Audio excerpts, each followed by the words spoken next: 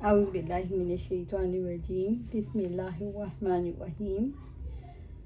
سورۃ النساء آیہ 21۔ وَكَيْفَ تَأْخُذُونَهُ وَقَدْ أَفْضَىٰ بَعْضُكُمْ إِلَىٰ بَعْضٍ، اور تم وہ کیسے لے سکتے ہو حالانکہ تم ایک دوسرے سے صحبت کر چکے ہو۔ اس سے مراد ہم بستری ہے۔ ابن عباس نے کہا الفظا اس آیت میں جمع سے کنایا ہے۔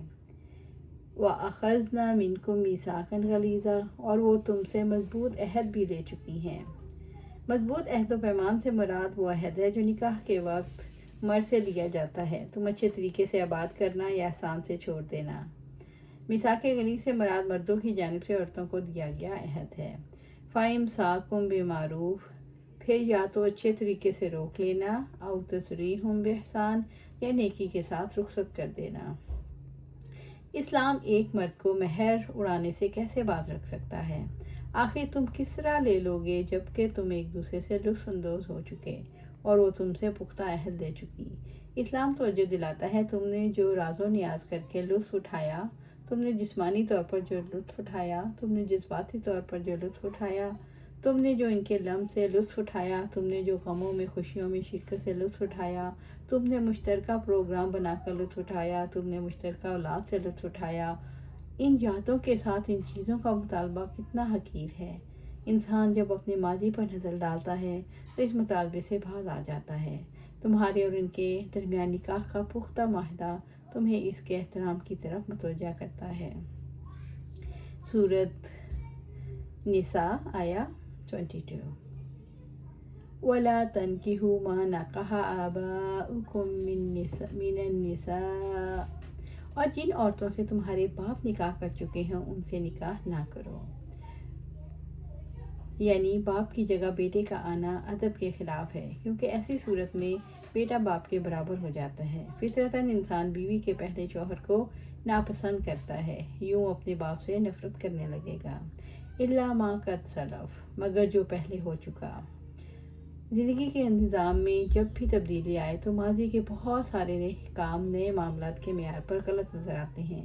ایسے مواقع پر ماضی کو کریدنا یا گزشتہ غلطیوں پر انتقامی کارروائی کرنا بے شمار نئے مسائل پیدا کرنے کا سبب بن جاتا ہے۔ صحیح طریقہ یہ ہے ماضی کو بھلا دیا جائے، حال اور مستقبل کی اصلاح پر کوشش لگائی جائے۔ اِنَّهُ كَانَ فَاحِشَةً وَمَقْتًا وَسَاءَ سَبِيلًا، یقیناً وہ ہمیشہ سے بے حیائی اور سخت ناراضگی کی بات ہے اور بہت ہی برا راستہ ہے۔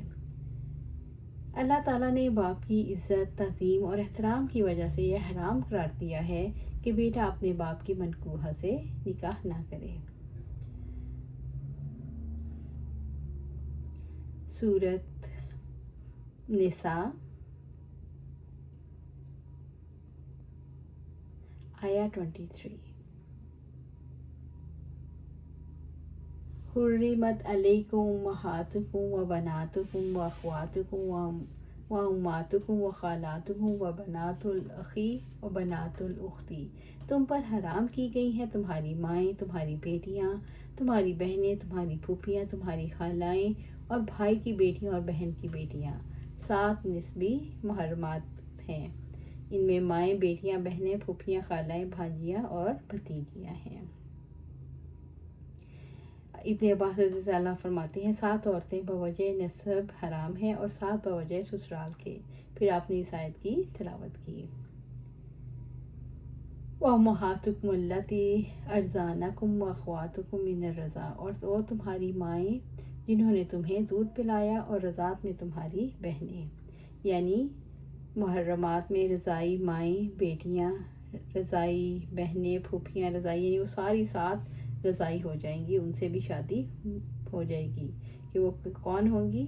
رضاعی محرمات ہوں گی وہ 7۔ امہات نسائکم وربائبکم اللاتی فی حجورکم من النسائکم اللاتی دخلتم بہن وان تجمعوا بین الاختین، اور تمہاری بیویوں کی مائیں اور تمہاری گود میں پرورش پانے والی وہ لڑکیاں جو تمہاری ان بیویوں سے ہوں جن سے تم نے صحبت کی ہے، اور یہ کہ تم اکٹھا کرو 2 بہنوں کو۔ اب 7 سسرالی محرمات کون سی ہیں؟ وہی ساس، بیوی کے پہلے شوہر کی بیٹیاں، بہو، سگی بہنوں کا نکاح میں جمع کرنا۔